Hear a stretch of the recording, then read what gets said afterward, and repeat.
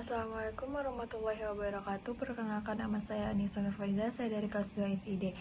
Nah, di pertemuan kali ini saya akan menjelaskan mengenai passing data ke view dan blade directive pada Laravel. Nah, passing data ini merupakan bagian bagaimana cara mengirim data dari controller untuk ditampilkan pada view, dan blade directive pada Laravel ini merupakan salah satu fitur yang disediakan oleh Laravel. Blade directive sendiri merupakan salah satu fitur yang paling banyak digunakan. Directive sendiri biasanya digunakan untuk menuliskan kode PHP dengan ringkas. Nah, di sini saya akan cobakan langsung di Visual Studio Code. Nah, yang pertama itu kita dapat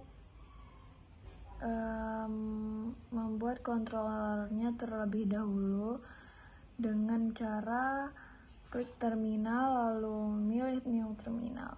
Nah, di sini kita ketikkan saja PHP artisan make controller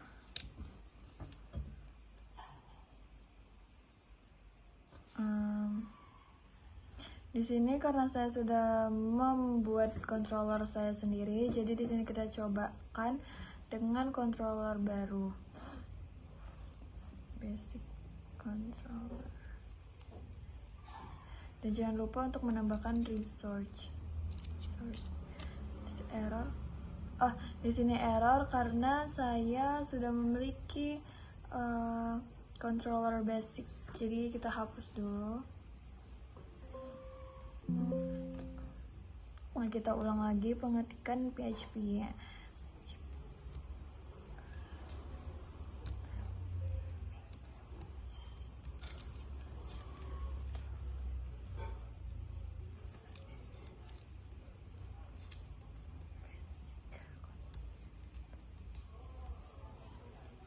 Research.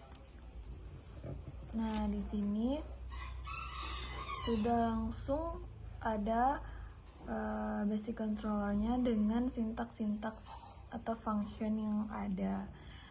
Sudah. Nah, di sini saya sudah memiliki controller saya sendiri dengan nama pegawai controller.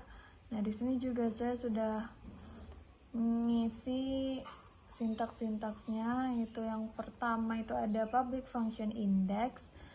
Nah, ini tuh untuk display a listing of the research akan mengeko redirect ke halaman prefer pegawai. Lalu ada public function create, lalu ada public function store param 1 param 2. Ini akan mengeko simpan pegawai dengan param satunya itu nama, lalu param 2-nya itu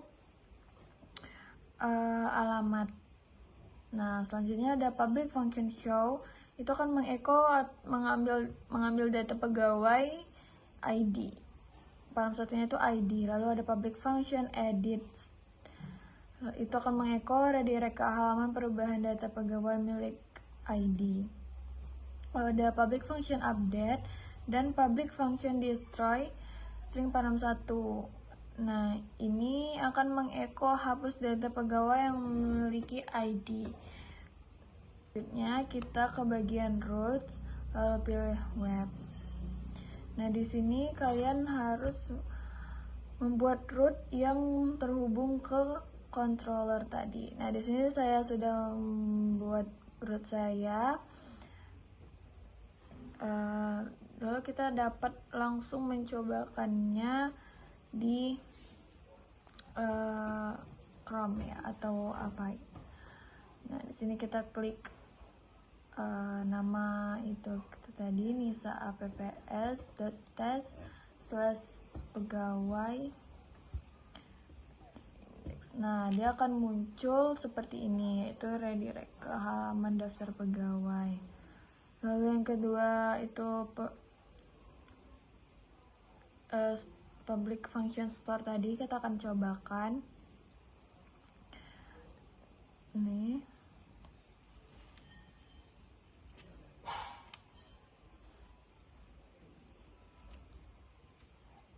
Nah, param 1 tadi kita ganti dengan nama. Lalu param 2-nya kita akan alamat. Nah, di sini dia akan muncul simpan pegawai dengan data nama, NISA, dan alamat. Nah, selanjutnya itu pada public function edit. Kita cobakan juga.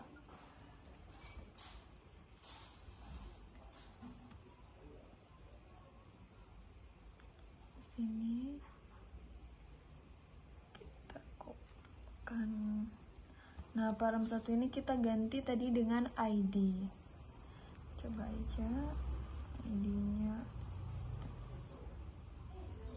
Nah, di sini dia akan muncul ada ke halaman perubahan data pegawai milik ID AOS. Selanjutnya itu public function yang show. Kita cobakan juga. Nah, show AOS. Nah, tadi kita AOS ini langsung ID-nya ya, teman-teman. Dan yang terakhir itu destroy. Kita cobakan juga. Copy. Nah, param 1 kita ganti dengan ID. Nah, di sini akan menampilkan pesan hapus data pegawai yang memiliki ID AOS. Nah, selanjutnya saya juga membuat root baru. Ini yaitu pada home controller.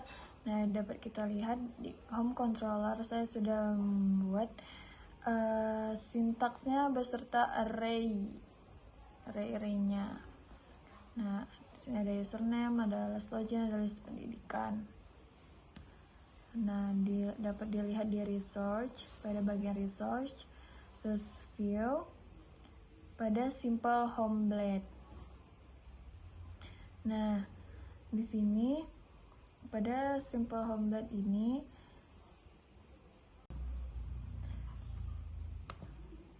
di sini sudah ada template dari simple home blade-nya, dapat dilihat di sini. Nah, di sini ada bagian dari hero section-nya. Itu pada bagian welcome, saya akan menambahkan username pada bagian welcome ini. Dapat dilihat di home controller tadi saya sudah mengubah username itu akan untuk menampilkan username itu Heroku. Nah, di sini kita bisa lihat. Lalu kita dapat coba untuk merankannya ya. Saya klik home. Nah, di sini akan muncul welcome Heroku karena username-nya tadi saya sudah menambahkan dengan kata Heroku. Selanjutnya ada untuk menampilkan ini last login ini saya akan menggunakan sintak ini, yang ini, sintaks ini untuk menampilkan last login pada halaman home tadi. Nah, itu dengan array last login terus date ini. Nah,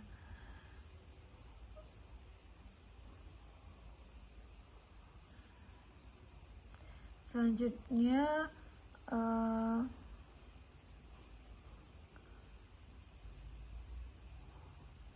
untuk menampilkan about our application ini dan list pendidikan ini, itu saya menggunakan sintaks ini.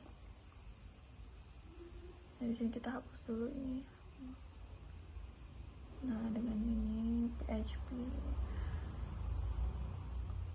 untuk looping list pendidikannya menggunakan ini.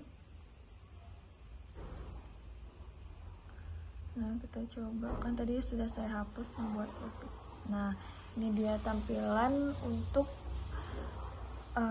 looping list pendidikan dengan about our application. Lalu selanjutnya ada sync up from dengan looping list pendidikan itu sama. Nah,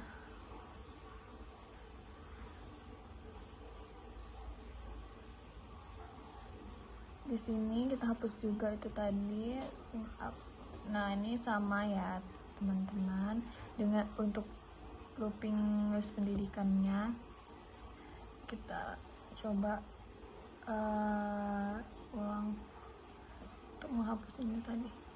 Nah, di sini sudah dapat dilihat looping list pendidikannya pada sing up from.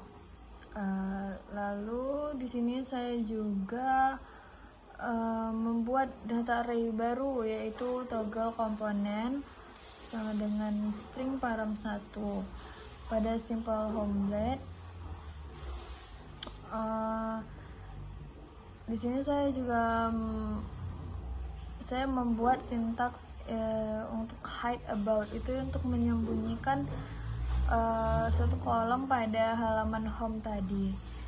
Nah, di sini dapat kita coba hide about. Nah, di sini satu kolom akan hilang pada halaman home tadi, dan kolom satunya akan berpindah.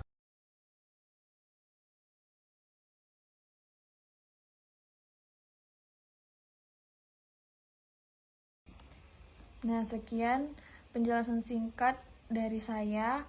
Mohon maaf jika ada kekurangan dan kesalahan. Assalamualaikum warahmatullahi wabarakatuh.